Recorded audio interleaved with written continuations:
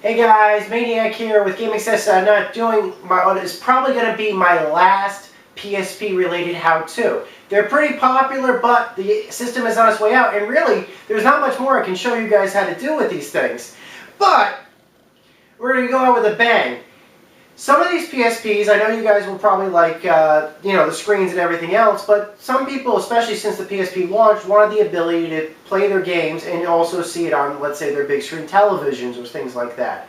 And if you have yourself a PSP 2001, a PSP 3001, or a PSP Go, you can actually make use of that kind of functionality. You can actually take what's on this screen and display it on a big screen television. And I'm going to show you guys how to do that.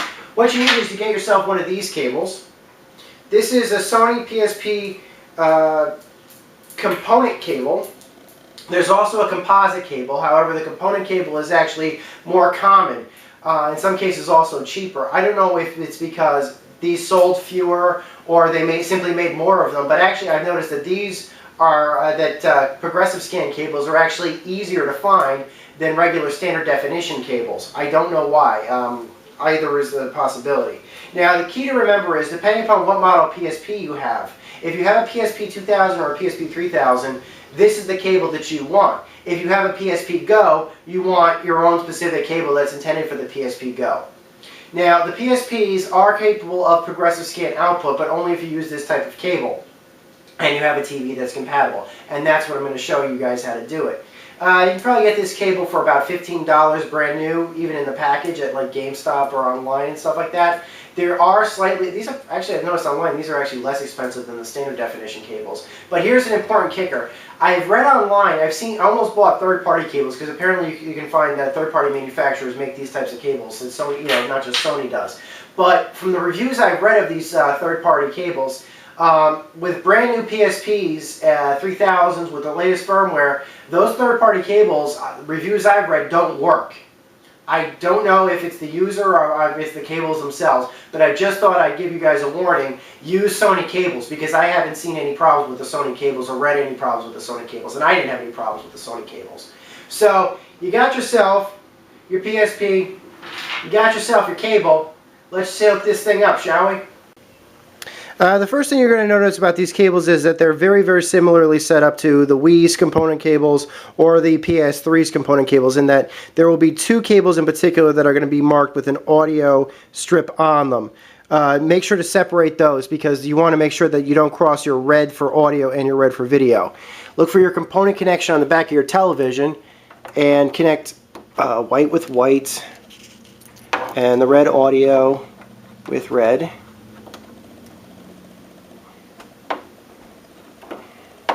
And also your red for video, your blue for video, and your green for video. And now it's connected to your TV. Take the other end of the component cable's connection and hook it into the rear PSP port, like such. Go into the connected display settings under your settings. If you do not have this connected display settings option in your PSP's menu, then you don't have a compatible PSP. You probably are using a PSP 1000, which is not capable of doing this. From there, hit go. Make sure that the TV type output is set to 16:9. It is, I believe, by default set to 16:9. If you have a widescreen television, set it to 16:9, else set it to 4:3. If you're using the component cable, set it to progressive scan. You want to make sure that you do that for compatibility reasons. There's apparently on the PSP 2000, at least the cable said to make sure to set this to progressive scan if you're using a PSP 2000 with this cable. So for compatibility reasons, keep progressive scan enabled. And you don't need the screensaver to worry about. Just hit switch to video output, which we will do right now. Select yes. Give it a second. And we now have full control and audio and video coming from the PSP to the television, as you can see right here.